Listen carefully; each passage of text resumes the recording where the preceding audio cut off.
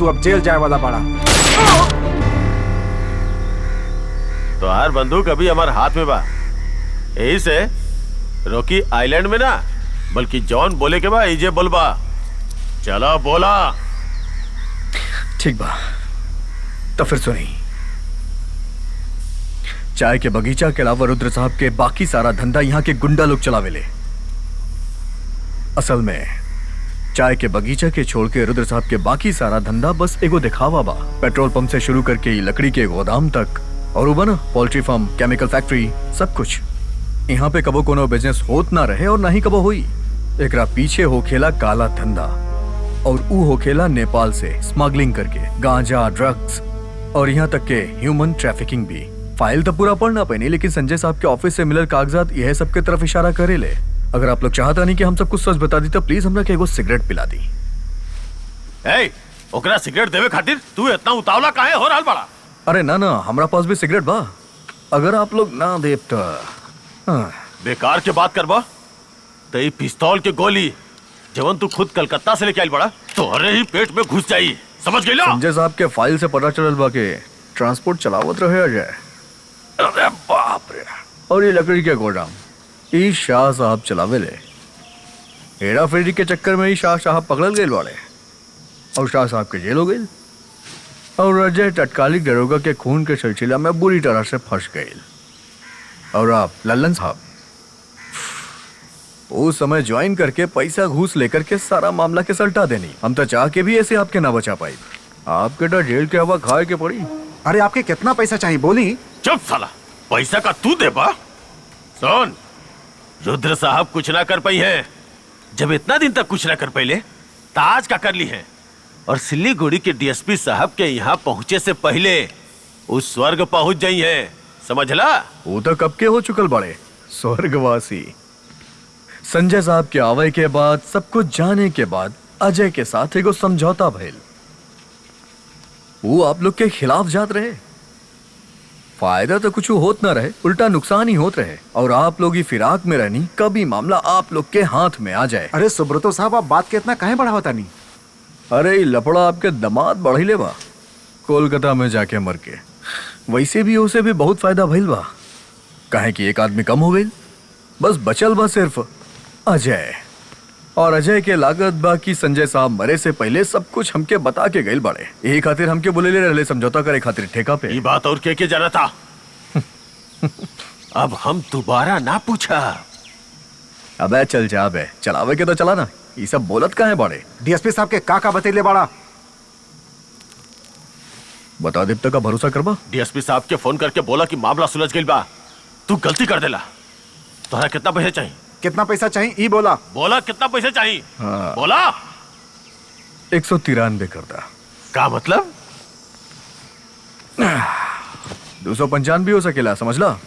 निर्भर करेला कि खेल आप लोग कब तक खेलब। डीएसपी आ गइल बा माल बाजार में अपन फोर्स के साथ। मजाक करत आड़ा तू?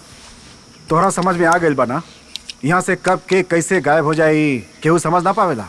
लाश के केहू खोज भी ना पाई। पता बा, संजय साहब के लाश की कीमत रहे 50 लाख और हमार बॉस के लाश के 15,000 और अजय के लाश के कीमत कितना रहे प्रमोद जी?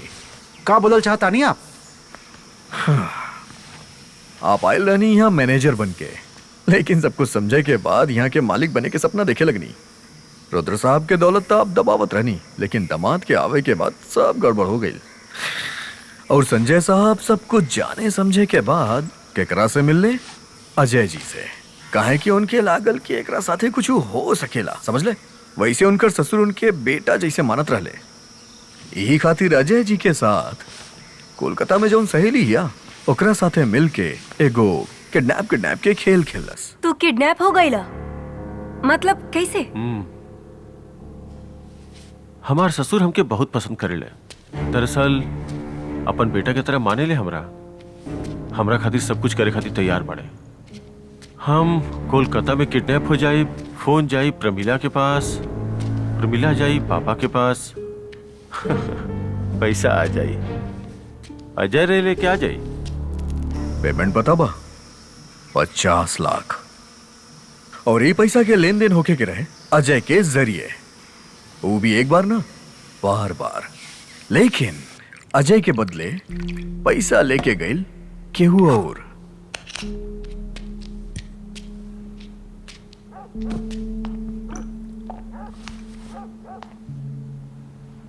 अरे तू का मतलब? तू किडनैप भइल बड़ा? तहरा खातिर फिरौती कोनो कर्मचारी लेके आई? हम ही लेके आई ना? बढ़िया प्रमिला, लेकिन तू यहाँ कहाँ आइल बड़ू? तोहरा जावे खातिर क्या बोलस? मतलब तहार कोनो कोलकाता के दोस्त फोन करके पापा से बोलत रहे कि तू किडनैप हो गइल बड़ा? What the hell is going on here? ठीक बा, बैठ जा। ना, हम ना बैठब। तो फिर हमार बात ध्यान से सुना। हमार किडनैप नहीं के भाई। मतलब? मतलब वह सुखला टी स्टेट, पापा के चाय के बगीचा, वहां पे का काला बाजारी होके ले हमरा सब पता बा। के कितना पैसा लेवेला, कौन पैसा कहाँ से आवेला, हमरा सब पता बा। बस हमके हमार हिस्सा चाहिए। हमरा भी पैसा की जरूरत बा। संजय, हमार बात सुना। तू काहे इस सब में घुसे चाहत बड़ा? हमने एजा काहे आयल रहनी? बतावा, हमने एजा काहे आयल रहनी? ताकि हमने सब कुछ नया तरीका से शुरू कर सकी बाना। शुरू करा। हम तोरा कुछ करे से रोक थोड़ी रहल बानी, लेकिन एक बार अच्छा तरह से सोच ला।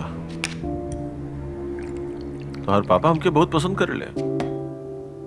हमार मतलब तोहर पापा हमके बेटा की तरह माने ले बाना। यही से हम बार बार किडनैप होखब। तोहर पापा के पास फोन जाई और फिरौती के रकम दी है। ऐसा बार बार होत रही और हम पैसा जमा करत रहब, और फिर वो पैसा लेके हम चल जाई। ओ पैसे तोहरा तब सब कुछ पता चल गया ना। तू अपन हिस्सा ले लिया, मिल जाई तोरा हिस्सा। संजय, तू का बोल रहल बड़ा? हमके कुछ समझ ना आ रहल बा। पापा तहरा पे इतना भरोसा करेले और भरोसा करके ही तहार हाथ में सब कुछ सौंपलस। तू ऐसे काहे कर रहल बड़ा? सुना, हम बच्चन के खेल नहीं खेलत। हम भी एजा कोनो बचकाना बात ना कर रहल बानी। 50 लाख रुपए हम कोनो हालत में तहरा ना देब। पैसा नीचे रखा। संजय, हमरा गलत करे खातिर मजबूर मत करा। जबरदस्ती मत कर संजय, हम तहरा समझा रहल बानी। और तू ई मत सोचिए कि हम बिना कोनो तैयारी के आयल बानी। नीचे गाड़ी में एगो आदमी बैठल बा, ठीक बा? अगर हमके इतना भी खरोच आइल ना तो ऊ तहरा के छोड़ी ना। एकरा लेके आइल बाड़ू? हमरा के आपके सीआईडी स्पेशल ब्रांच नौकरी चल गई। बाकी पुलिस से हमार बहुत गहरा कनेक्शन बा। आपन ही किडनैपिंग के खेल बंद करा। तू अब जेल जाए वाला बड़ा।